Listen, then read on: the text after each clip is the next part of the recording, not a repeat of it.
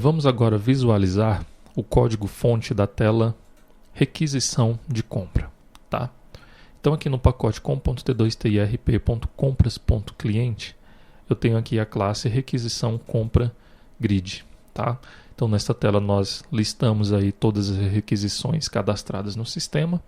Eu tenho aí um insert button, um delete button, um reload button e uma barra de navegação.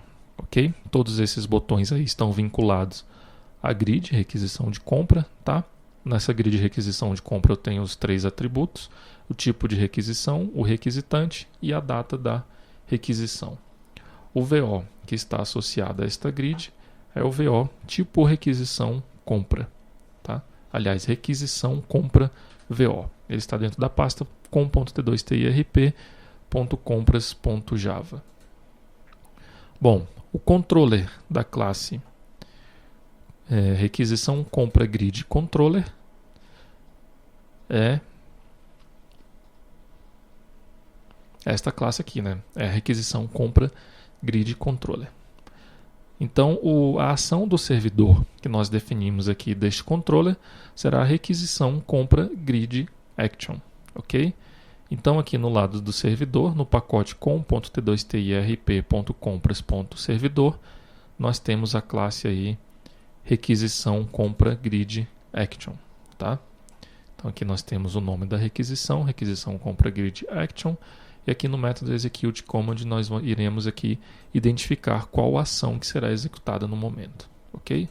Então aqui no método load data do controller, do requisição compra grid controller, nós informamos lá que a ação é uma ação de load, tá? Da mesma forma que nós fizemos lá no tipo de requisição, e solicitamos lá para o lado do servidor que ele carrega os dados. Então aqui no método execute command, ele identificou que a ação é de load e executou aqui o método load. Então ele vai buscar lá todas as requisições de compras cadastradas no sistema, ok? Bom, aqui nós temos o método before insert grid, tá? Aqui nós não temos o método insert records aqui neste controller.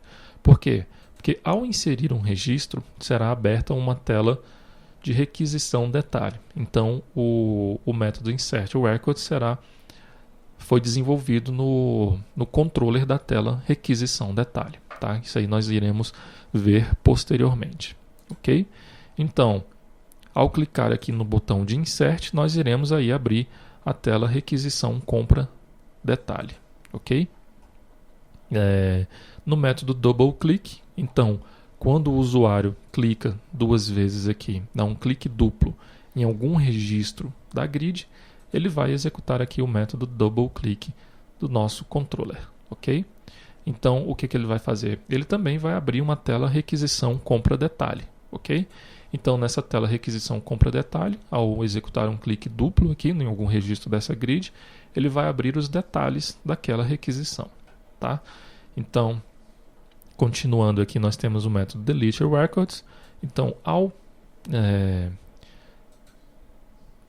o usuário, ao selecionar aqui um registro e clicar aqui no botão de delete, ele vai executar aí o método delete records. Nós iremos passar aí como parâmetro os objetos que serão excluídos nesse momento e solicitar esta exclusão lá para o lado do servidor. Então aqui na classe requisição compra grid action, ele identificou aí que a ação agora é uma ação de delete, ok?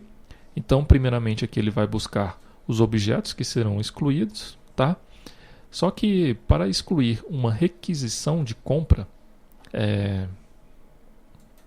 visualizando aqui no DER, nós temos aqui a tabela requisição de compra e temos a tabela também requisição compra detalhe, que a requisição compra detalhe, ela tem os detalhes desta requisição de compra. Então, ao excluir uma requisição de compra, primeiramente eu tenho que excluir os detalhes desta requisição, ok? Então, aqui na classe requisição compra grid action, antes de excluir a requisição de compra, eu vou excluir todos os detalhes daquela requisição e depois excluir a requisição de compra em si, ok? Bom, Então essas são as funcionalidades aí da minha tela requisição compra grid, ok? Aqui no código-fonte da nossa tela requisição compra grid, nós definimos aí o controller da nossa grid, né? Que é passado aqui como parâmetro, que é o requisição compra grid controller, tá? Essa tela aí, lembrando também que todas as telas do sistema, as telas internas aí da aplicação, elas têm que estender aí a classe internal frame, tá? Que essa classe internal frame aí é lá do pacote org.openswing.swing.mdi.client, ok? E aqui nós criamos aí também o método getGrid1, onde ele vai retornar aí a grid que nós estamos, que o usuário visualiza aí na tela requisição de compra, ok? Então este foi o código-fonte desenvolvido para a tela requisição compra grid.